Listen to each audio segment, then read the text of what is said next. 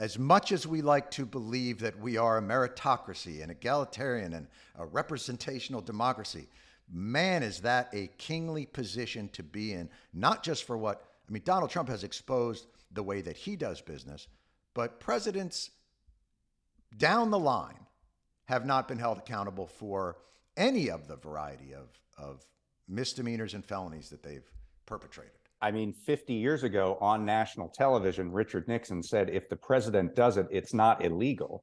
We have been down this road before. And the arguments that Gerald Ford made to pardon Nixon for those crimes were very similar to the arguments that you're seeing today. We can't put the nation through this terrible spectacle. There will be consequences down the road. There will be tit for tat. We just can't do it. We have to hold. It's a there is no alternative kind of thinking. We have to hold presidents somehow outside the law. And Trump is a manifestation of that lack of accountability, whether it was Nixon, whether it was Reagan and Iran-Contra and Bush and Iran-Contra, whether it was, we had a president 20 years ago that sent us to war on false purposes, killed hundreds, millions of people in Iraq, tens of thousands of ours. And a Democratic president that did extrajudicial drone killings. Drone killings, torture. I mean, you go down the line, the litany, the rap sheet that we have on presidents is much larger than the people now sitting in our nation's prisons. But we have internalized this idea that Ford laid out very explicitly 50 years ago, and now we're seeing it come to the fore again, even with someone so obviously corrupt, so daring the system to challenge him, who walked in the door that way. I mean, that's kind of my theory, is that I think one of the reasons, it's kind of the Costanza, the Seinfeld thing. It's not a lie if you believe it.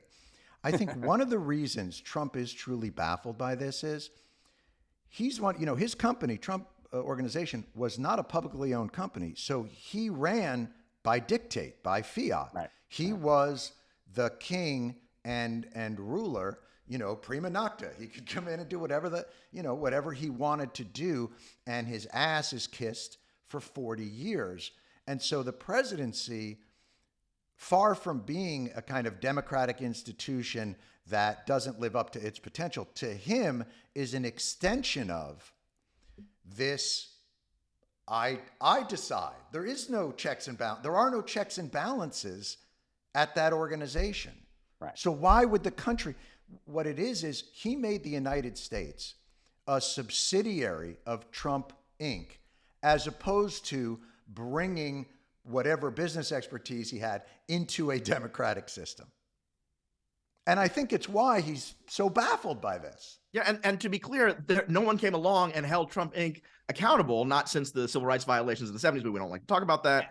Still aren't. And still aren't, exactly. I mean, the Manhattan DA had two choices. He had two investigations that were going. One was these payouts. I mean, we haven't seen the indictment, so we don't know exactly what's in it. But one was these payouts to Stormy Daniels, Karen McDougal, whatever, and the other was about the Trump organization itself and its the inflating of its values when it needed its loans, values and the tax consequences, and this prosecutor took one and got rid of the other. The one that was more replicable, maybe, to other businesses where you could have set a precedent. It reminds and someone, me, by the way, has gone to jail in both cases. Weisselberg went to jail in the one that you're talking about in terms of financial improprieties. Someone went to jail in terms of the things. Everyone around this cat, his lawyer, his campaign manager, his accountant. I mean, I think he might be a narc. I think he's the one that's he might be entrapping these poor people and getting them to commit crimes. He might be the guy who's actually an FBI informant. Yeah, I mean, I got to quote Nas. How can a kingpin squeal, though? Right? Like, he can't be the narc if he's the CEO. That it doesn't work quite that way.